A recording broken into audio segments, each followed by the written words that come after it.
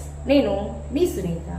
నేటి కథలో భాగంగా ఈ రోజున కర్మ మనం ఎంత దూరం పోయినా మన వెన్నంటే ఉంటుందండి.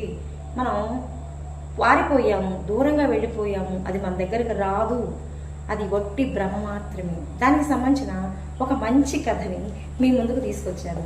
ఇలాంటి మరిన్ని మంచి మంచి కథలు మీరు చూడాలి అంటే ముందుగా నా కథల బృందావనం ఛానల్ని సబ్స్క్రైబ్ చేసుకోండి.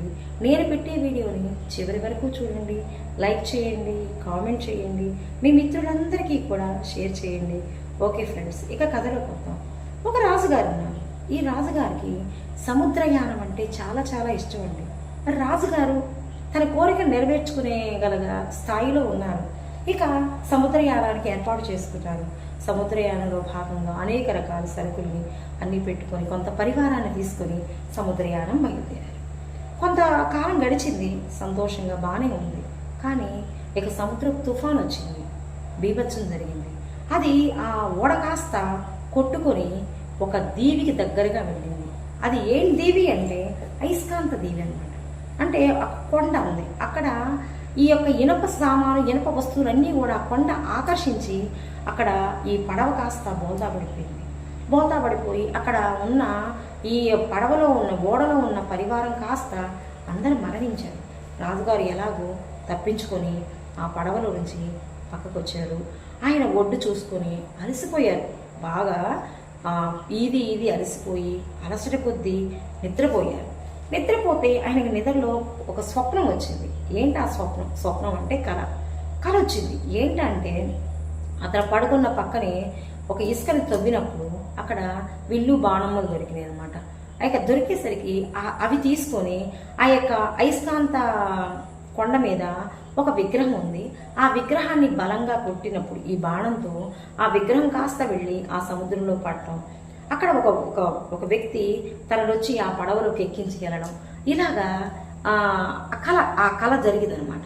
ఈ కళలో ఇలా జరిగేసరికి అతను మెలకు వచ్చి చూసేసరికి అసలు ఈ కళ ఎంతవరకు జరిగిద్దా అనే ఉద్దేశంతో ఆ యొక్క పక్కన తవ్వడం కనిపించింది. బాణాలు అవి చూసేసరికి విగ్రహం కనిపించింది. సరే అని చెప్పేసి దాన్ని వేస్తే ఆ విగ్రహం కాస్త నీళ్ళలో పడింది. ఒక సిబ్బి, చిన్న ఇద్దరు పట్టే సిబ్బి అనమాట. ఒక వ్యక్తి కూర్చుని ఉన్నాడు. ఇతను అందులోకి ఎక్కాడు. ఈ రాజుగారు అందులోకి ఎక్కారు.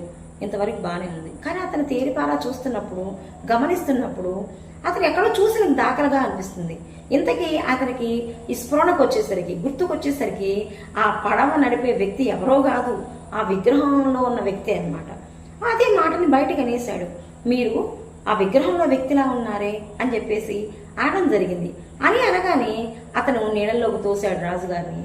అక్కడ ఇక ఈయన తెప్పరిల్లి బయటికి చూసేసరికి ఆ సిబ్బి లేదు, ఆ వ్యక్తి లేదు. ఇక ఇతను ఒడ్డు కనిపిస్తుంది రాజుగారికి. కొంత దూరం ఇక ఈదుకుంటూ వెళ్ళాడు. ఇంకో చిన్న దీవి కనిపించింది. ఈ దీవి దగ్గరికి వెళ్ళి అలసిపోయాడు. మరి ఈది తడి బట్టలు అలసిపోయి ఇంకా బట్టలన్నీ తీసి ఆరేసుకొని అక్కడే పడుకుండిపోయాడు. ఇక తెల్లవారింది. తెల్లవారి చూసేసరికి అది మొత్తం తిరిగాడాడు. ఇక బాధపడుతున్నాడు. నేను ఒక రాజుని, ఎంత సరదాగా ఈ కాలాన్ని గడిపాను, కానీ ఇప్పుడు వచ్చి దీవిలో పడ్డాను. ఇక్కడ నరమానవుడు లేడే, ఎలా ఏంటి ఇక్కడ నేను చచ్చిపోవటమేనా, ఇదేనా నా కర్మ అని చాలా బాధపడ్డాడు. అలా బాధపడుతూ ఉంటే ఒక శబ్దం వినిపించింది. ఏంటా అని చెట్టు చాటు నుంచి గమనించాడు. మరి ఒంటరివాడి కదా, భయంతో గమనించేసరికి ఒక పడవలో ఒక 4-5 వ్యక్తులు ఉన్నారు. కొంత సామాను ఉందన్నమాట. ఇక ఒక 40 రోజుల సరిపోయిన ఒక పెద్ద మూటలు ఉన్నాయి. అవన్నీ తీసుకొని మోసుకుంటూ వస్తున్నారు ఒక 5-6 వ్యక్తులు. ఒక పెద్ద ఆయన ఉన్నాడు. పెద్ద ఆయనతో పాటు ఒక పిల్లవాడు ఉన్నాడు. ఈ పిల్లవాడు ఎంత అందంగా ఉన్నాడు అంటే ముట్టుకుంటే మాసిపోయేంత అందంగా, అంత ముచ్చటగా ఉన్నాడు అనమాట. ఇదంతా గమనిస్తున్నాడు. అసలు ఎందుకు వచ్చారా ఏంటి అని రాజుగారు అంతా గమనిస్తున్నప్పుడు ఒక పెద్ద బండరాయిని 4-5 వచ్చారు కదా, వాళ్ళంతా బలవంతంగా నెట్టి తోస్తే అది నేలమాళిగ. అంటే ఏంటంటే నేలమాళిగ అంటే ఏంటంటే భూగర్భంలో ఉండే ఒక గృహం. పైకి ఇల్లులా కనిపించదు, ఒక రాయి కప్పబడి ఉంటుంది, లోపల సకల సౌకర్యాలు ఉంటుంది అనమాట. అది నేలమాళిగ. ఈ సామానంతా తీసుకెళ్ళి అందులో వేయడం, ఈ పిల్లవాడిని అందులో వేసేయటం, మళ్ళీ ఆ నేలమాళిగను మూసేయటం, వీళ్ళు వెళ్ళిపోవడం జరిగింది. ఆశ్చర్యం రాజుగారికి. అయ్యో అయ్యో అయ్యో, ఎంత బాగున్నాడు ఈ బిడ్డను సజీవ సమాధి చేసిపోయారే, నేనున్నాను కాబట్టి సరిపోయింది, ఈ బిడ్డను ఎలాగైనా రక్షించాలి. ఇక ఇతని బాధ పోయింది, పక్కన పిల్లవాడిని రక్షించాలి. అతని మీద తెలియని పుత్రవాత్సల్యం కలిగింది. అయ్యో ఎంత ముద్దులు ఉలుగుతున్నాడు, ఎంత చిన్నవాడు వాడి జీవితాంతం బ్రతకాలి అన్న ఒక ఆలోచనతో మొత్తానికి 5గురు జరిపినా జరగని బండని ఈ ఒక్కతనే ప్రయత్నించాడు. మొత్తానికి సాధించి బండ జరిపి లోపలికి వెళ్ళేసరికి ఆ పిల్లవాడు ఇతను చూడంగానే భయపడి నుంచున్నాడు. లేదు నాయన, నువ్వేమీ భయపడక్కర్లేదు, ఆ పెద్ద ఆయన చేసిన తప్పిదాన్ని నేను సరిదిద్దుదామని వచ్చాను, నిన్ను కాపాడుకుంటాను నాయన అని చెప్పేసి అనగానే పిల్లవాడు పకపకా నవ్వాడు. లేదండి, అతను మా నాన్నగారే, అతను ఎవరో కాదు, నాకు చిన్నతనంలోనే జాతకం చెప్పబడింది. ఈ యొక్క అయస్కాంత పర్వతం మీద ఉన్న విగ్రహం కాస్త సముద్రంలో పడిపోయినప్పుడు 40 రోజుల తర్వాత ఒక రాజుగారి చేతిలో నాకు మరణగండం ఉంది అన్న ఉద్దేశంతోనే మా నాన్నగారు ఇక్కడ ఈ యొక్క చిన్న దీవిలో ఎవ్వరికి తెలియకుండా ఈ యొక్క నేలమాళిగను ఏర్పాటు చేసి ఈ 40 ఇప్పుడు పడిపోయిందంట, ఈ 40 రోజులు నన్ను దాయడానికి ఇక్కడ తీసుకొచ్చారు.